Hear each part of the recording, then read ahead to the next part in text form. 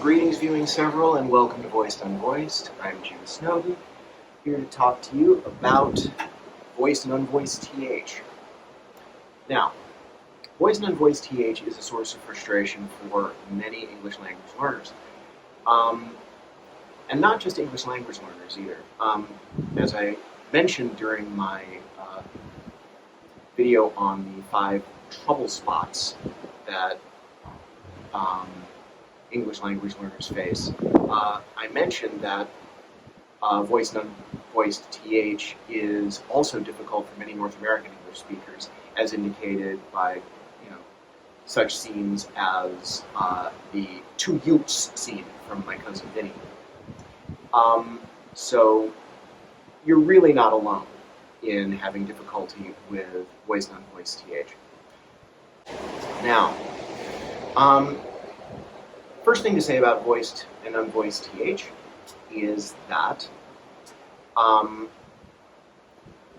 the way that many people are taught in school, in fact the way I was taught in school, to produce the voiced or unvoiced TH sound is to place the tip of your tongue between your teeth and kind of just pull it back to make the sound like th or the. Now this works. Don't get me wrong, that works. You can do that. But it does lead to some problems with consonant combinations, particularly THR. Because taking the tip of your tongue between your teeth and then pulling it back and then getting into the R position is quite the voyage for your tongue. And in fast speech, it can be awkward.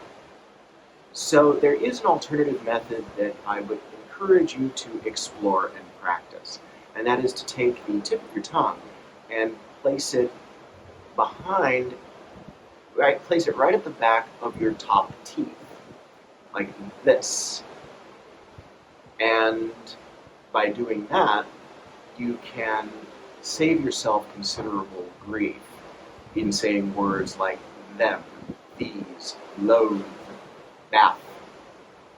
Another thing to say about voiced and unvoiced TH is that if you're looking for clues as to which one you should use based on spelling, I'm sorry to inform you that there are no such rules. Basically, both voiced and unvoiced TH are indicated by the presence of TH. And there's no way to tell based on looking at the word whether it's going to be voiced or unvoiced. I will tell you that there are some trends you can sort of think about. Voiced TH is the less common of the two.